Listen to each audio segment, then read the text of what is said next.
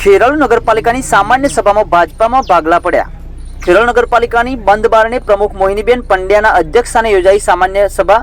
ખેરાલુ ધારાસભ્ય સક્રિય હોવા છતાં ચીફ ઓફિસર કાયમી મૂકી શકતા નથી। વિજાપુરના ચીફ ઓફિસર ભટ્ટે મિટિંગનું સંચાલન કર્યું। ખેરાલુ નગરપાલિકાના 24 સભ્યો રહ્યા હાજર।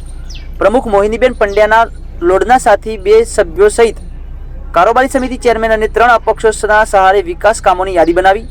ઉપપ્રમુખ ગીતાબેન વિક્રમભાઈ ચૌધરીની સાથે અન્ય ભાજપના 13 પૈકી 8 અને એક અપક્ષ પ્રકાશભાઈ પરમાર મળી 10 સભ્યો અલગ ચોકો રચ્યો। ભાજપના 13 પૈકી પ્રમુખ અને ઉપપ્રમુખના અલગ અલગ ગ્રુપો આવ્યા આમને સામને। કોંગ્રેસના સભ્યોએ કામો મંજૂર કરાવવા રણનીતિ ગોઠવી। ખેરાલુ નગરપાલિકાની મિટિંગમાં પત્રકારોને આમંત્રણ ન આપી મીડિયાને દૂર રાખવામાં આવ્યું। ખેરાલુ નગરપાલિકાના 24 સભ્યોએ સામૂહિક એક છીએ તેવી સહમતિ બતાવી, પણ અંદર કંઈક ઉકળતું હોય તેવી ચર્ચાઓ જોવા મળી રહી છે।